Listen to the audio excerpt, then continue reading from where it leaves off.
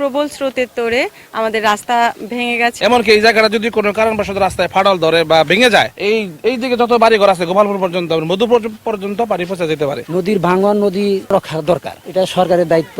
আপনাদের সহযোগিতা এবং সরকারের সহযোগিতা এই রাস্তাটা আপনারা যে করে হোক জনগণের কল্যাণের জন্য আপনারা মেরামত করে দিবেন। আমাদের এটা শাখারিয়া গ্রামের পশ্চিম দিকে যে ঢাকা তারাকান্দি মহাসড়ক রয়েছে, এখানে স্লুইস গেট থেকে বেশ দক্ষিণে এবং একটি যে ব্রিজ আছে, এই ব্রিজটা থেকেও উত্তরে মাঝামাঝি অবস্থানে একটা জায়গায় প্রবল স্রোতের তোড়ে আমাদের রাস্তা ভেঙে গেছে। এবং দেখতে পাচ্ছি আমরা যে গতকাল বিকেল থেকে এখানে লোকজনের সমাগম বেশি ছিল, প্রশাসনের লোকজনও এখানে এসছে এবং আমাদের এমপি মহোদয় এখানে এসছিলেন।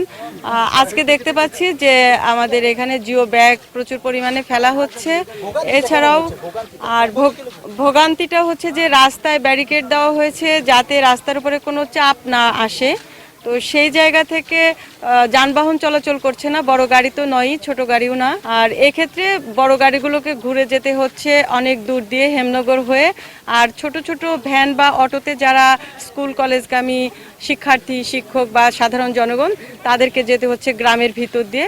এটি একটি ভোগান্তি। এখন এই বন্যা নিয়ন্ত্রণের ক্ষেত্রে এই ভাঙনের জায়গাটা যদি টেকসইভাবে কোনো কাজ করা যায় তাহলে হয়তো রাস্তাটা খুলে দেওয়া যাবে, তখন জনদুর্ভোগ কিছুটা হলেও কমবে। জনগণ অনেক ক্ষতির সম্মুখীন হচ্ছে। এমনকি এই জায়গাটা যদি কোনো কারণবশত রাস্তায় ফাটল ধরে বা ভেঙে যায়, এই দিকে যত বাড়িঘর আছে গোপালপুর পর্যন্ত, মধুপুর পর্যন্ত পানি পৌঁছে যেতে পারে। আমার বাড়িটাও সঙ্গে এইদিকে, যদি এখানে ভাঙে মুহূর্তের মধ্যে 1 ঘন্টার মধ্যে আমাদের বাড়ির ওইদিকে পানি ঢুকে যাবে, এমনকি এই ঘর বাড়ি তলায়ও যাবে। এই রাস্তাটা অনেক গুরুত্বপূর্ণ একটা রাস্তা, যদি কোনো কারণবশত এখানে কোনো ক্ষতি হয়ে যায় তো অনেক মানুষ ক্ষতিগ্রস্তের মধ্যে পড়বে। এইদিকে দেখেন, এই সময় আমি শুনছি, দেখি না, এদিকে একসময় বাড়িঘর ছিল, সব ভেঙে গেছে, এখন নদী আর নদী। এইদিকে যদি এমন হয়, এই যে দেখতেছেন কত বিল্ডিং সিল্ডিং আছে, এই বাঁধের কারণে, এই রাস্তার কারণে এগুলো টিকে আছে। আজকে যদি এখানে কোনো ক্ষতির সম্মুখীন হয়ে যায় তাহলে অনেক মানুষ ক্ষতিগ্রস্ত হবে। এই জন্য আমি আবদার করব সরকার প্রশাসন যিনি আছেন ওনাদের কাছে, মহোদয়ের কাছে, যাতে করে এই রাস্তাগুলো মেরামত করে জনগণের কল্যাণের দিকে তাকিয়ে উনি যেন এই রাস্তাগুলো যথাসম্ভব ব্যবস্থা নেন। টেকসই উন্নয়ন দরকার।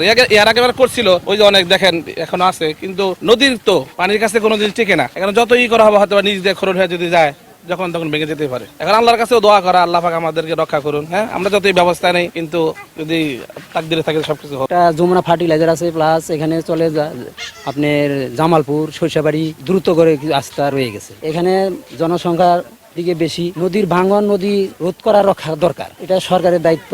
আপনাদের সহযোগিতা এবং সরকারের সহযোগিতা এই রাস্তাটা আপনারা যে করে হোক জনগণের কল্যাণের জন্য আপনারা মেরামত করে দিবেন। ধসে যাওয়ার কারণ এখানে নদীর গভীরতা হচ্ছে এখন পানির সময়, যমুনা পানির বৃদ্ধির সময়, সে পানির পানি খায় এবং পাক খায়, এই কারণে মাটি সেখান থেকে ধসে অন্য জায়গায় চলে যায়। যে ব্লকগুলো দেওয়া হয়েছিল সেই ব্লকগুলো কি পরিপূর্ণ কিনা সেটা তদন্ত করা আছে কিনা সেটা জানা নেই। সেটা যদি কোনো তদন্ত গ্রুপ আসতো, তদন্ত করতো, কোথাও সরকার থেকে করুক বা কোনো কোম্পানি, কোনো এনজিও থেকে করতো, তাইলে মনে বোঝা যেত যে সে কাজটা কতটুকু সঠিক হয়েছে। এখন এখান থেকে আপনার অনন্ত জামালপুর পর্যন্ত কষ্ট হয়ে আছে মানুষের, জনগণের ঘুরে যাওয়া হচ্ছে। এখন এখান থেকে পূর্ব থেকে 15-20 কিলোমিটার পূর্ব দিক থেকে ওই টিকের লোক চলাচল করে, শেরপুর পর্যন্ত চলাফেরা করে এবং এই বাস চলাফেরা করে, অনেক মানুষ চলাফেরা করে।